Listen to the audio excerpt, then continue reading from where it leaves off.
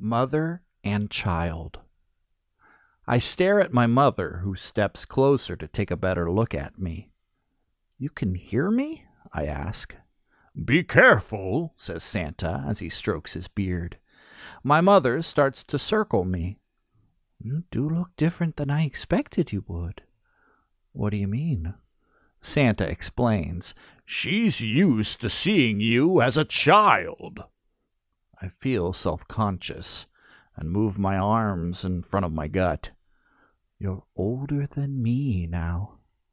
My mother reaches up and touches my receding hairline. "Huh, you're going bald just like Pop." Moving her hand from my scalp, I turn to face her directly.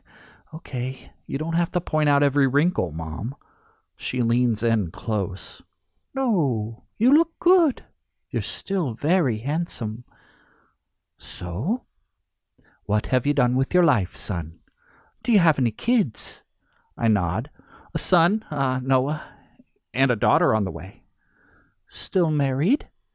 I avert my eyes and try to turn my next words into a joke. "For the moment." She clicks her tongue against the roof of her mouth. "I guess I didn't set a very good example. What kind of work do you do?" Santa grabs my arm. "Hey, Paul, I need to explain a few things to you." I shake him off. "I do warehouse work. I drive a forklift." "Oh," my mother says. I note disappointment on her face, but she's quick to cover it up. "You loved big trucks and construction toys." I was in the Navy as a corpsman. I just had trouble coming home, I guess. Santa becomes more insistent. "Paul, I haven't told you any of how this works yet." My mother takes a contrite step backwards. "I don't know if I'm ready for this." "Ready for what?" She looks at her children, who sit frozen in time under the tree. "Look at them. They're my babies. And you were the first." She looks down at her hands. She holds something small and metallic. "I guess I'm just scared, honey." Santa tries to step between us. "You need her to give that to you." I nudge him out of my way. "What are you afraid of?" I ask. When she looks back at me, her eyes shine with budding tears. "Of being alone." My throat tightens. "And if I give you this," she says, holding up her tightened fist, "you won't be my little boy anymore." I try to respond, but my words have lined up behind a sob I refuse to let out. I take shallow breaths and remind myself how silly I would feel if I allowed myself to cry.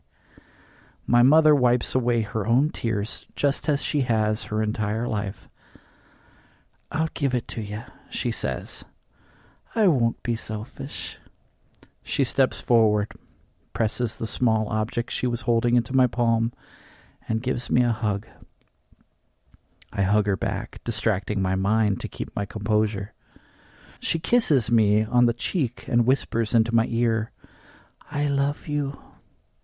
As she gently pulls away, she implores me with her eyes. I know I'm not supposed to ask for anything in return, but will you do one thing for me? I find myself saying, "I'll always be your little boy." I almost choke, fighting back my emotions. My mother draws in a breath, perforated by bittersweet laughter. "I know that, Polly." She steps back into the position she took when she first saw me as she entered from the kitchen. "I want you to look after Chris and Jen. Your brother and sister have always looked up to you." My throat is like a vice. The children behind me gasp, "Mom!" My mother forgets I'm standing here. She bends down and picks up the fallen glass. "Shoot, it just slipped right out of my hand." The kids jump up from their spots on the ground.